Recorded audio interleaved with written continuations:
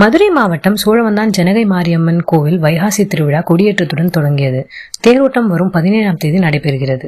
மதுரை மாவட்டம் சோழவந்தான் அருள்மிகு ஜனகை மாரியம்மன் கோவில் வைகாசி திருவிழா கொடியேற்றத்துடன் நேற்று தொடங்கியது. திருவிழா நடைபெறுவதையொட்டி கோவில் உள்பிரகார வளாகம், கோவிலின் வெளிப்புறம் உள்ளிட்ட பகுதிகளில் மின்னொளி அமைக்கப்பட்டு இரவை பகலாக்கும் வகையில் ஏற்பாடுகள் செய்யப்பட்டிருந்தது. கொடியேற்றத்திற்கு முன்பாக சிறப்பு யாகம் நடைபெற்றது. அர்ச்சகர் சண்முகம் பூஜைகள் செய்தார். அதனைத் தொடர்ந்து கொடியேற்றத்திற்கான பூஜை பொருட்களுடன் சோழவந்தானின் 4 ரத வீதிகளில் ஊர்வலமாக எடுத்து வந்தனர். பின்னர் கோவிலில் உள்பிரகாரத்தில் உள்ள கொடிமரத்தில் கொடியேற்றப்பட்டது. கூடியிருந்த பொதுமக்கள், பக்தர்கள், பெண்கள் அருள் வந்து ஆடினர்.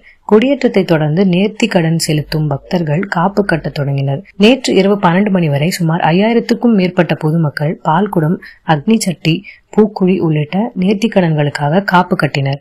திருவிழா நடைபெறும் காலங்களில் சோழவந்தானில் போக்குவரத்தை ஒரு வழி பாதையாக மாற்ற நடவடிக்கை எடுக்க வேண்டும். அனைத்து பேருந்துகளும் பேருந்து நிலையம் வந்து செல்ல நடவடிக்கை எடுக்க வேண்டும் என பொதுமக்கள், பக்தர்கள் கோரிக்கை விடுத்துள்ளனர்.